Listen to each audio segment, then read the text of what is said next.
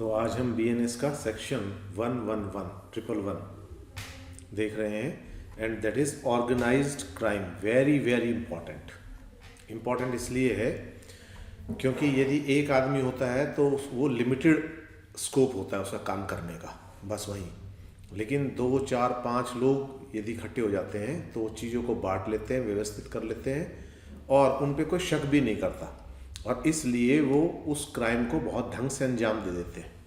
तो सारे अलग अलग एक्सपर्ट लोग जो हैं वो इकट्ठे हो जाते हैं। तो इसके अंदर हम देखें कौन कौन से अपराध ऑर्गेनाइज्ड क्राइम के रूप में किए जा रहे हैं। ये हमें सब पता है और लेकिन फिर भी हम देखते हैं एनी कंटिन्यूइंग, यहाँ पर इम्पॉर्टेंट है कंटिन्यूइंग, लगातार एक के बाद एक के बाद एक unlawful activity including kidnapping. Bihar में खूब चलता है, इसके ठेके भी होते हैं और एक फिल्म भी आई थी उसमें भी एक NRI आता है, उसको किडनैप कर लेते हैं, फिर उसको दूसरे को बेच देते हैं, तीसरे को, इस तरह से करके। रॉबरी, व्हीकल थेफ्ट, एक्सटॉर्शन, क्योंकि इनके अंदर सब नेटवर्किंग की ज़रूरत होती है कि एक का काम है केवल किडनैप किया, किडनैप करके उसने अपनी मिनिमम अमाउंट ले ली और उसके बाद अगली वाली जो पार्टी होती है वो नेगोशिएट करती है। सारा उनके अपने लिंक्स होते हैं इस तरह से। रॉबरी का भी इस तरह से ही होता है। एक बार मैं आपको बता रहा हूँ, मैं मुंबई से आ रहा था तो कैश का उनको अंदेशा हो गया कि मेरे ब्रीफकेस में कैश है, तो वहीं से एक आदमी साथ लगा और आखिरकार में दिल्ली आते आते वो बंदा जैसे उसने ब्रीफकेस उठाया तो उसको कुछ फौजी लोग थे वहाँ, उन्होंने पकड़ लिया। तो उससे जब बातचीत हुई सारी तो उसने बताया कि साहब ये बोली लगती है कि एक इन्फॉर्मर होता है, उसने इन्फॉर्म किया कि ये पैसेंजर हैं जिनके पास कुछ कैश या कुछ सोना या कुछ महंगी चीज़ है, तो वो उस इन्फॉर्मेशन को बेचते हैं एक ग्रुप को, 4-5 ग्रोह होते हैं, उनको देते हैं वो, फिर वो टिप्स मान लो उसको, तो उन्होंने दे दी और उसका पैसा ले लिया उन्होंने।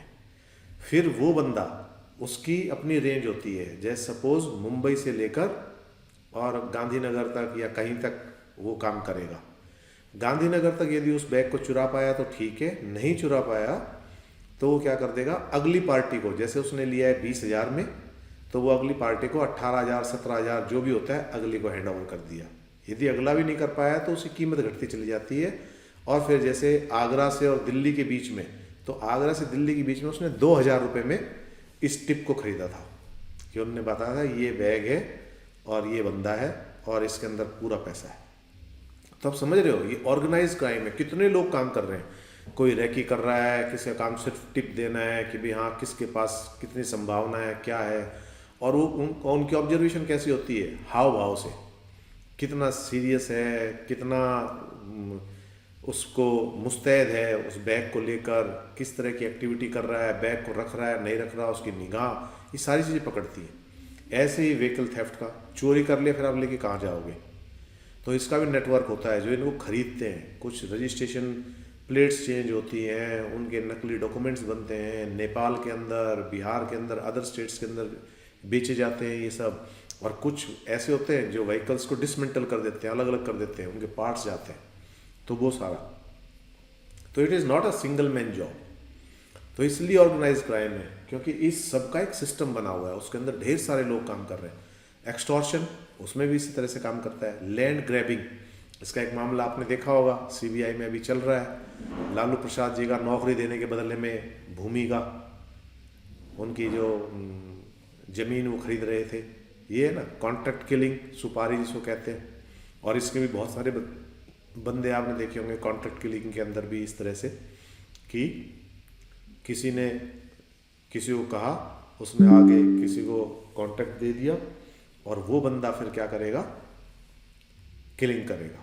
तो जैसे एक बिश्नोई गैंग आपने सुना होगा कॉन्ट्रैक्ट किलिंग के अंदर, ऐसे बहुत सारे गैंग हैं जो काम कर रहे हैं। इकोनॉमिक ऑफेंस, वो भी आपने देखे होंगे किस तरह से नकली पेपर बना के लोन लेना, ये सारी चीज़ें। साइबर क्राइम्स आप देख ही रहे हो, डिजिटल अरेस्ट देख रहे हो, झूठा ऑफिसर बनेगा, डिजिटल अरेस्ट आपको कर देगा, आपके अकाउंट को सारे को वो कर लेगा, OTP किसी बहाने से आपसे मंगा लेगा। तो ऐसा नहीं है एक आदमी, इनको पर्टिकुलर ट्रेनिंग दी जाती है, इनको अपडेट करते हैं ये कि इस समय ये चीज़ पुरानी हो गई तो नया कोई इन्वेंशन करेंगे। नई कोई डिस्कवरी करेंगे, उसके तहत फिर वो जो लोग हैं वो केवल इस पे काम करते हैं कि इन चीज़ों से कैसे लोगों को फंसाया जा सकता है, फिर वो उनकी ट्रेनिंग देंगे, उन ट्रेनिंग के हिसाब से वो काम करते हैं। तो ये भी पूरा ऑर्गेनाइज है। ट्रैफिकिंग ऑफ पर्सनस, ये लोगों को भी लेके आते हैं। जैसे यहाँ से आपको झूठ बोल के दुबई में और जगह कि आपको ऐसी जॉब मिलेगी, ऐसी जॉब मिलेगी, आपसे पैसा ले लिया, कबूतरबाजी जिसको कहते हैं, उसमें ही पूरा नेटवर्क जुड़ा होता है कि यहाँ से हम यहाँ पहुँचाएंगे, यहाँ से फिर आगे दूसरा बंदा पहुँचाएगा, उससे आगे फिर तीसरा बंदा पहुँचाएगा। ये भी पूरी नेटवर्किंग का काम होता है। और इसी तरह से महिलाओं से संबंधित, महिलाओं को भी लेके आते हैं ना, उड़ीसा की महिलाओं को शादी कराने के लिए और गलत कामों के लिए वो सब। वेपन्स, ये तो बहुत बड़ा ट्रेड है ही, पाकिस्तान भेजता है, उनके ऊपर मार्किंग होती है, क्योंकि पाकिस्तान में बना हुआ वेपन है, उसके अंदर मार्किंग होगी चाइना की या किसी और कंट्री की मार्किंग होगी, मेड इन, और फिर उसको किस रूट से आना है, कैसे आना है, किसके थ्रू जाना है, वो सब सारा कुछ होगा। ठीक है। तो उसके बाद है ह्यूमन ट्रैफिकिंग, ये हो गया। हाँ, गुड्स एंड सर्विसेज, उन सारी चीज़ों को लेकर चल रहे हैं, ये काम कर रहे हैं। तो वो सारी चीज़ें आ गई जो जिसको आप बोलते हो स्मगलिंग कहते हो, जिसको साधारण भाषा के अंदर, कि जीएसटी बचाने के लिए, टैक्स बचाने के लिए गोल्ड की स्मगलिंग जो होती है वो सब इसके अंदर आ गई। ठीक है। और जब मैं नेवी में था तो उस समय हमारे वहाँ ये सारी स्मगलिंग होती थी। किस चीज़ की होती है आप सुन के चंबे में हो गए, जूट की होती थी, और फ्रॉग्स होते ना, जो मेंढक होते हैं उनके लोअर लिम्स की अचार बनता है वो होती थी, ब्लेड्स की होती थी, ये सारी चीज़ों की होती थी। ह्यूमन ट्रैफिकिंग फॉर प्रोस्टिट्यूशन, वेश्यावृत्ति के लिए, इसके लिए भी एक आदमी है वो फंसाएगा, नौकरी का बोर्ड लगाएगा, फिर एक दो को से बात कराएगा, इसको देखो हमने इतनी अच्छी नौकरी दिलाई, वो सारा नेक्सिस उस तरह से, ये सारा फिरौती के लिए। Bye any person, bye any person, इसमें समझने वाली बात ये है, और a group of person acting in concert. Bye any person का मतलब है वो एक आदमी कर रहा है ये, लेकिन कर कैसे रहा है, being a part of that, वो बस उसका पार्ट इतना ही है। चाहे इनमें से कोई भी क्राइम एक ही आदमी ने किया हो, लेकिन उसके आगे पीछे की जो हेल्प है, उसके आगे पीछे की जो सपोर्ट है, वो यहाँ ऑर्गेनाइज क्राइम में आ रही है। और group of person acting in concert, इकट्ठे होकर कि मेरा काम ये है, तेरा काम ये है, तूने ये करना है, ये करना है, सिंगली और जॉइंटली, अकेला या मिलके, either as a member of organise crime syndicate or on behalf of such syndicate. या तो उसका हो गया, मेंबर है उस सिंडिकेट का, सारे तंत्र का, या उसके बिहाफ पे। आजकल आउटसोर्सिंग का ज़माना है ना, किसी ने आउटसोर्स कर दिया, भाई कौन लेके आया, किसको किडनैपर के लाया, ये लेके आया, वो कहाँ का है, ये है, इतने पैसे मिलेंगे इसको, तो देख लें। जैसे चोर बाजार के अंदर बैठे होते हैं, उनका काम केवल चोरी करना होता है, लेकिन खरीदार भी तो चाहिए, तो खरीदार उसकी अमाउंट लगाता है। तो ये कह रहे organise crime syndicate or on behalf of syndicate. On behalf of syndicate का आपको समझाता हूँ कि कुछ लोग ऐसे होते हैं जो इनके साथ जुड़े होते हैं, कार डीलर्स के साथ, तो वो सिर्फ ये देखते हैं कौन सी कार की ज़्यादा डिमांड है, कौन क्लाइंट आया है, कौन सी कार की डिमांड कर रहा है, बहुत महंगी कार की डिमांड कर रहा है, किस तरह कर रहा है, तो वो सब उनका काम यही है। By use of violence, threat of violence, intimidation, coercion, or by other lawful means to obtain direct or indirect material benefit including a financial benefit shall constitute organized crime। तो इसमें इन सारी चीज़ों का सहारा ले रहा है। किसका ले रहा है? वायलेंस का, चाकू, छुरी, डराना, धमकाना, ये सब आएगी, छल कपट सब। जब किसी लड़की को लेकर आ रहे हो आप नौकरी लगाने के लिए कि तेरी नौकरी करा देंगे, तेरी शादी करा देंगे, और उसको आप धकेल किस में रहे हो? वेश्यावृत्ति के अंदर, तो ये सब धोखाधड़ी से ही होगा। अनलॉफुल मीन्स, अनलॉफुल मीन्स जिस कबूतरबाजी होती है, बिना पासपोर्ट के आपको लेके जा रहे हैं, जंगल के रास्ते से लेके जा रहे हैं, पानी के रास्ते से लेके जा रहे हैं, वो सब। तो ये सब किसके लिए? या तो मटेरियल किसी चीज़ का बेनिफिट होना चाहिए, और या फाइनेंशियल बेनिफिट हो जाए, तो ये क्या हो जाएगा? Organised crime. तो समझ गया आप, ऑर्गेनाइज्ड क्राइम इस तरह से काम करता है।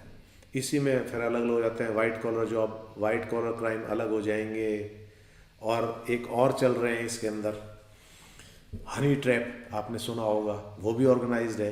पहले लड़की किसी भी तरह से उस लड़की की जान पहचान कराएंगे, फिर वो लड़की से इंटीमेसी बढ़ेगी, फिर उसकी रिकॉर्डिंग होगी, फिर ब्लैकमेलिंग होगी, ये सारी चीज़ें। ठीक है, तो ये ऑर्गेनाइज क्राइम, इसकी सज़ा भी नॉर्मल से ज़्यादा है। कोई चोरी करता है तो, और गैंग में चोरी करता है, ऑर्गेनाइज क्राइम का पार्ट है, तो उसकी सज़ा में बहुत अंतर होगा। तो for this purpose organise crime syndicate means group of 2 or more persons who acting either singly or jointly as a syndicate gang include in continuing unlawful activity। और ये ऑर्गेनाइज क्राइम में क्या है, ऐसा नहीं है किसी ने एक बार क्राइम किया तो, ऑर्गेनाइज क्राइम वाले तो उसमें परफेक्ट हो जाते हैं।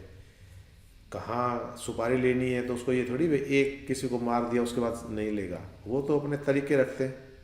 नए नए बंदे जिनका निशाना चूक है, जो स्मार्ट हैं, उन सब बंदों को लेके रखते हैं ये। Continuing unlawful activity means activity prohibited by law which is cognizable offence. वो ऑफेंस कैसा होना चाहिए, कॉग्निजेबल, तो ऊपर आ ही गए सारे, कॉग्निजेबल ही है। With the imprisonment of 3 years or more undertaken by any person इधर सिंगली और jointly as a member of. तो ये तो कंटिन्यूइंग अनलॉफुल, ये तो सिर्फ उसकी इम्प्रिजनमेंट है, कॉग्निजेबल ऑफेंस है, उस ऑफेंस के हिसाब से ये फिर आगे ज़्यादा कम होगी।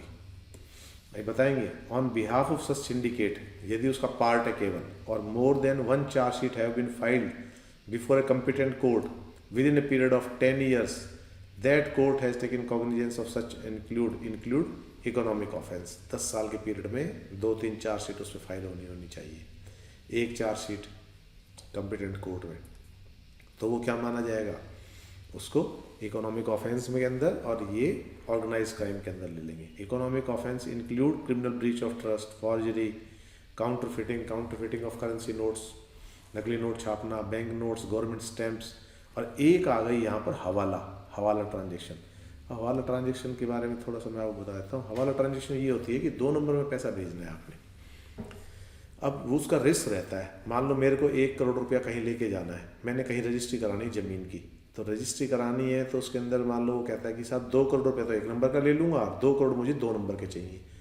अब 2 नंबर का यदि मैं यहाँ से लेके जाता हूँ, 2 नंबर मीन्स अनअकाउंटेड, यदि कैश लेके जाता हूँ तो वो क्या हो जाएगा, वो रिस्क रहेगा, मेरी जान को भी खतरा रहेगा। तो मैं क्या करूँगा, मैं हवाला देखूँगा। तो हवाला में क्या होता है, मैंने यहाँ किसी, मान लो दिल्ली से मैंने कैलकाटा में भेजना है पैसा, तो दिल्ली के अंदर मैं अपना पैसा जमा करा दूंगा 2 करोड़ रुपया, और दिल्ली वाला एक नंबर देगा, कोई 10 के नोट का नंबर या ये, और वो नंबर वो आपसे पूछेगा आपकी जेब में कौन सा नोट है, ये ऐसा क्या नंबर है, ये है, फ़ोटो क्लिक करके भेजो, और ये नंबर का नोट उसको देना, और वो आपको बदले में ये नोट देगा, और वो फिर क्या करेगा, आपको 2 करोड़ रुपये हैंड ओवर कर देगा। तो उसके वो चार्जेस लेते हैं, परसेंटेज के ऊपर ये काम होता है, इसको हवाला ट्रांजेक्शन बोलते हैं। और ऐसा जितने भी आतंकवादी है उनमें सब हवाला ट्रांजेक्शन चलती है। वहाँ से बंदा आ रहा है, वो खाली हाथ आएगा, उसको सब पैसा वैसा यहाँ मुहैया कराया जाएगा, और उसके लिए पैसा वहाँ डिपॉजिट हो जाएगा। इस तरह से हवाला काम चलता है। मास मार्केटिंग फ्रॉड्स, ये सब रनिंग एनी स्कीम, तो रनिंग एनी स्कीम्स में पैसा दुगना हो जाएगा, तिगना हो जाएगा। ये defrauded several persons or doing any act in any manner with a view to defraud any bank or financial institutions or any other institutions or organization for obtaining monetary benefit in any form। इसमें भी Mumbai police के सारी salary account को ही hack कर दिया था, सबकी salary उड़ा दी थी। और एक फ्रॉड और हुआ था, वो कुछ दिनों पहले हुआ था। उसमें क्या हुआ था कि जैसे मान लो मैंने अपने अकाउंट में, मेरे अकाउंट में 10 लाख रुपया पड़ा है, 10,02,03 रुपया और 5 पैसा। अब 5 पैसा इंटरेस्ट कैलकुलेट होता है तो 5 पैसा भी हो जाता है, कई बार 7 पैसा भी होता है, 27 पैसा भी होता है। तो उसने एक ऐसा वो डेवलप किया सिस्टम कि वो 5 पैसा 7 पैसा जो ऊपर का था, इतनी अमाउंट ये ट्रांसफ़र हो जाती थी किसी और अकाउंट के अंदर। तो बाद में नोटिस में आया कि इस अकाउंट के अंदर ट्रांजेक्शन तो कोई बहुत लंबी चौड़ी नहीं हो रही, लेकिन पैसा बढ़ रहा है, क्योंकि हज़ारों अकाउंट से 3-3 पैसा 5-5 पैसा उसके अंदर जा रहा था। तो उसने कुछ सिस्टम ऐसा कर दिया था। तो ये सब ऑर्गेनाइज क्राइम के अंदर ही है, ये फाइनेंशियल इंस्टीट्यूशन में। ठीक है, क्लियर। तो फिर आगे कह रहा है when whoever commits organized crime shall, अब पनिशमेंट की बारी आ गई। क्या होगा उसको, if such offence resulted in death of any person, किसी इस पूरे क्राइम के अंदर, पूरे सीन के अंदर किसी की, जैसे सुपारी किलिंग है, किडनैपिंग है, इसके अंदर किसी की मौत हो जाती है, जैसे ट्रैफिकिंग है उसके अंदर हो जाती है, तो बी पनिश विद डेथ और इम्प्रिजनमेंट ऑफ लाइफ, तो उसकी सजा कितनी होगी ये, और liable to not less than 10 lakh रुपये, और 10 लाख रुपए से नीचे फाइन नहीं होगा। और बी देखो, इन अदर केस, मतलब जिसमें मौत नहीं होती है उसके अलावा, तो कितना हो जाएगा 5 साल, but with an extend of imprisonment of life, लेकिन वो आगे भी चल सकती है, वो नेचर पे देखेगा कौन सा क्राइम कर रहे हैं किस पे। And shall also be liable to fine which shall not be less than 5 lakh रुपये, 5 लाख रुपए का फाइन हो जाएगा इसमें, ठीक है। तो पहला, यदि कोई ऐसा काम है जो ऊपर जो हमने पढ़े थे सारे ऑर्गेनाइज क्राइम, उनके अंदर यदि किसी व्यक्ति की मौत हो जाती है तो डेथ पेनल्टी है और साथ में लाइफ इम्प्रिजनमेंट है, और कितना 10 लाख रुपए का फाइन है, और इससे कम है तो उसके अंदर 5 लाख रुपए का फाइन है, और 5 साल मिनिमम है, shall not be less than 5 years, 5 साल से नीचे नहीं होगी, मिनिमम 5 साल की होगी, और कहाँ तक एक्सटेंड हो सकती है, लाइफ इम्प्रिजनमेंट तक। थर्ड देखो, whoever abates, attempts, conspire and knowingly facilitate the commission of the organized crime or otherwise engage in the act of preparatory to organized crime shall punish with imprisonment for a term which shall not be less than 5 years but which may extend to imprisonment। तो अब ये क्या कर रहा है, ये crime से पहले की स्टेज है, अबेट्स उकसा रहा है, अटेम्प्ट्स कोशिश कर रहा है, कंस्पायर योजना बना रहा है, गुप्त योजना बना रहा है, ठीक है, साजिश रच रहा है जिसको कहते हैं, नोइंगली और या जानबूझकर उस अपराध में मदद कर रहा है किसी भी तरह की, ऑर्गेनाइज क्राइम में, है ना, facilitates the commission of organise crime, और अदरवाइज या किसी भी तरह से उसकी तैयारी के अंदर मदद कर रहा है, तो कितनी पनिशमेंट है, 5 साल से नीचे नहीं होगी मिनिमम, और 5 लाख रुपए जुर्माना है, और एक्सटेंड कहाँ तक हो जाएगी, लाइफ इम्प्रिजनमेंट तक। तो ये हम सारे वर्ड्स पढ़ चुके हैं, इसलिए मैं रिपीट नहीं कर रहा हूँ। अबेट पढ़ चुके हैं, अबेटमेंट पढ़ चुके हैं, अटेम्प्ट पढ़ चुके हैं, कंस्पायर पढ़ चुके हैं, ये सब, ठीक है। आगे देखो, any person who is a member of organised crime syndicate shall be punished with imprisonment for a term which shall not be less than 5 years. तो सिर्फ मेंबर है, हमें पता लग गया कि एक्टिव मेंबर है, ये पता लग गया, चाहे क्राइम हुआ है चाहे नहीं हुआ है, वो भी 5 साल के लिए अंदर हो जाएंगे, और 5 लाख रुपए का उन पे जुर्माना है। फिर देखो, whoever intentionally harbors or conceal any person who has committed offense of an organized crime shall be punished with the term which shall not be less than 3 years। और कोई हार्बर का होता है पनाह देना, कोई क्राइम करके आया और आपने उसको क्या कर दिया, संरक्षण दे दिया, अपने घर में जगह दे दी, फार्म हाउस में दे दी, कहीं दुकान में छुपा दिया, तो उसकी भी 3 साल की सजा है, 3 साल से कम की नहीं है। या कौन सा पढ़ रहे थे हम, हाँ, हार्बर और कंसील, छुपाता है जानकारी, तो वो सब इसमें आ जाएगा। Provide there subsection shall not apply to case in which harbour or concealment is by spouse of the offender. और यहाँ पर क्या है, स्पेशल प्रिविलेज आ जाएगी यहाँ पर, यदि हस्बैंड है और वाइफ है। आजकल तो क्राइम के अंदर दोनों ही लाइबल हो सकते हैं, वाइफ भी हो सकती है हनी ट्रैपिंग वगैरह में। तो हस्बैंड ने यदि वाइफ को छुपा लिया तो, और वाइफ ने हस्बैंड को छुपा लिया तो, ये इस दायरे में नहीं आएगा।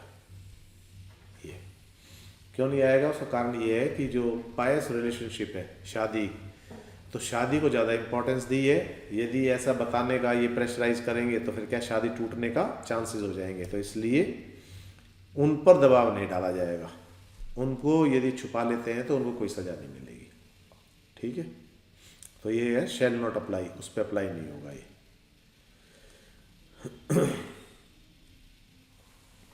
Whoever possesses any property, नहीं, यदि उन दोनों की नहीं बन रही है, लड़ाई हो रही है, तलाक का केस है, एक दूसरे के अगेंस्ट है, तो देंगे इन्फॉर्मेशन, क्यों नहीं देंगे, फिर तो छुपाएगा ही क्यों, समझ गया। उस सूरत में नहीं है। तलाक हो गया तो उस सूरत में नहीं है, फिर यदि करता है तो अब तो कोई रिलेशनशिप बचा नहीं ना, तलाक हो गया तो। whoever possess any property deprived or obtained from the commission of an organized crime or proceed of any organized crime which has been acquired through organized crime shall be punished with imprisonment for a term shall not less than 3 years और imprisonment तक life तक हो सकती है and liable to be 2 lakh रुपए का fine है। whoever possess जिसके पास प्रॉपर्टी मिलेगी ये है। whoever possess any property deprived or obtained from commission of organise crime से है, कोई भी प्रॉपर्टी उसके पास है या किसी को प्रॉपर्टी से वंचित करता है, दोनों, ठीक है ना। पजेस एनी प्रॉपर्टी डिप्राइव्ड और ऑब्टेन फ्रॉम, किससे मिली है ये प्रॉपर्टी? ऑर्गेनाइज क्राइम से, तो उसमें 2 लाख रुपए तक का जुर्माना, 2 तक का नहीं 2 लाख का ही है जुर्माना, और 3 साल की कम से कम सजा है। और सजा कहाँ तक एक्सटेंड हो सकती है? It may be up to life imprisonment. And 7 देखो, if any person on behalf of a member of organise crime syndicate is or at any time has been in position of movable or immovable property which is cannot satisfactorily account for shall be punished with imprisonment for a term which shall not be less than 3 years, 3 साल है, and which may extend to imprisonment of 10 years, 10 साल तक जा सकता है, और 1 लाख रुपए का जुर्माना है। If any member any person of if any person on behalf of, उनके उस पर, जैसे बेनामी ट्रांजेक्शन करते हैं ना, कहीं किसी के पास छुपा दिया, किसी के पास रख दिया, उन सब में आ जाएगा। Any person on behalf of member of organise crime syndicate is or at any time in position of movable or immovable, कि किसी की बंद फैक्ट्री पड़ी है, उसको यूज़ कर रहे थे वो, उन्होंने कहा कुछ रखेंगे, अब वो तो जिम्मेवारी उसकी हो रही ना, क्या रख रहे हैं, कौन सी गाड़ियाँ रख रहे हैं, चोरी की हैं या खुद की हैं, तो यदि ऐसा हो जाता है तो वो किस में आ जाएगा? इसके अंदर फॉल करेगा। ठीक है, क्लियर? तो इसके आगे अब है पैटी ऑर्गेनाइज्ड क्राइम, छोटे छोटे क्राइम है, उनके लिए क्या होगा? ये तो बड़े बड़े क्राइम है, किडनैपिंग आ गया, मर्डर आ गया, ठीक है, आपका लैंड ग्रैबिंग आ गया, ये सारे हीनियस क्राइम थे। अब यहाँ देखते हैं छोटे छोटे क्राइम है तो क्या होगा। whoever being a member of group or gang either singly और जॉइंटली, अकेला या क्या करता है, छोटी मोटी चोरी करता है, चेन स्नैचिंग करता है, चीटिंग करता है, अनऑथराइज टिकट सेल करता है, वो चाहे किसी मैच की हो, क्रिकेट मैच की हो सकती है, फिल्म की हो सकती है, और किसी शो की हो सकती है। ये अनऑथराइज बैटिंग और गैम्बलिंग, जुआ होता है ना, लगाते हैं ये, उन पे पैसा वैसा लगाते हैं, कौन जीतेगा कौन हारेगा, किस बॉल पे छक्का लगेगा, ये सब। और selling of public examination question paper, ये अब जुड़ा है इसके अंदर। पहले वो था इनडायरेक्ट, अब डायरेक्ट कर दिया। ये अब क्या बेच रहा है? क्वेश्चन पेपर बेच रहा है किसी पब्लिक एग्जाम के। और any other similar act is said to be committed organise crime. तो ये भी पहले कोई आदमी सेटिंग करेगा, वहाँ से पेपर आउट कराएगा, फिर दूसरा आदमी ग्राहक ढूंढेगा, फिर तीसरा आदमी एक सॉल्वर को लेके आएगा, सॉल्व करके, फिर चौथा आदमी कहाँ उनको इकट्ठा करना है, किस तरह से पेपर देना है, कैसे पहुँचेगा वो सारा, तो वो भी ऑर्गेनाइज्ड क्राइम हो गया। ठीक है। For the purpose of this subsection theft include trick theft, theft from vehicle, कहते हैं ना, आपने देखा होगा ना, अक्सर कहते हैं अरे भाई साहब आपने उसके पैर पे, अभी एक दिन कोई बता रहा था, वो ये बोला जी एक बंदा आया और आके मेरे से बोला कि आपको जरा भी शर्म नहीं आती, आप उस महिला के पैर के ऊपर आपने टायर चढ़ा दिया। तो मैं बोला ऐसे थोड़ी, ये बोला वो देखो वहाँ वो गिरी पड़ी है पीछे आपकी गाड़ी की। तो ये बोला मैंने बेवकूफ़ी की, मैंने अनलॉक की गाड़ी, मैं उतरा देखने के लिए, इतने में मेरा लैपटॉप गायब दूसरे दरवाजे से। तो इस तरह भी करते हैं वो सारे, तो ट्रिक थेफ्ट है ये। ठीक है। फ्रॉम व्हीकल, डिवेलिंग हाउस, जहाँ रह रहे हो वो, business premises, cargo theft. Cargo theft होता है जैसे ये जितने भी शिप है, शिप के अंदर सामान जाता है ना, वो ट्रकों में सामान जाता है और आपके बाई एयर जाता है, तो वो सब कार्गो में आ गया। Pickpocketing, theft through card skimming, shoplifting and theft with automatic teller machine, ATMs वगैरह में होते हैं ना, वो कार्ड को स्वैप कर देते हैं। आपने कार्ड दिया तो वो आपकी जेब के अंदर कार्ड है, आजकल क्या है टैपिंग के वाले कार्ड होते हैं, तो उस कार्ड को केवल मशीन को टैप करना होता है, बस छुआना होता है, अंदर इंसर्ट नहीं करना होता है, तो वो इतने तक की ट्रांजेक्शन 5,000 तक की, 2,000 तक की ट्रांजेक्शन अपने आप हो जाती है। तो उस मशीन को लेके घूमते रहते हैं, किसी की जेब में पर्स है, वहीं टैप कर दिया और 2,000 रुपये अमाउंट कट गई, आप घर पहुँचे पता लगा कट गई। तो आजकल उसको लेकर भी वैलेट आने लगे ऐसे, जिनके अंदर वो टैपिंग नहीं हो सकती, ठीक है, या फिर बहुत सारे इस फीचर को लॉक कर देते हैं टैपिंग वाले को बचने के लिए, तो ये सब इसके अंदर आ जाएगा। Whoever commits any petty organized crime shall be punished with the imprisonment for a term which shall not be less than 1 year but which may extend to 7 years and liable। और जो ऐसा करेगा वो कम से कम कितनी है, 1 साल और ज़्यादा से ज़्यादा 7 साल तक ये हो सकती है, ठीक है। तो हमने 112 किया। तो अब टेररिस्ट एक्ट ये हम अगली क्लास के अंदर करेंगे, ठीक है। विवेचना जुडिशरी एकेडमी, आपका लक्ष्य हमारा विश्वास।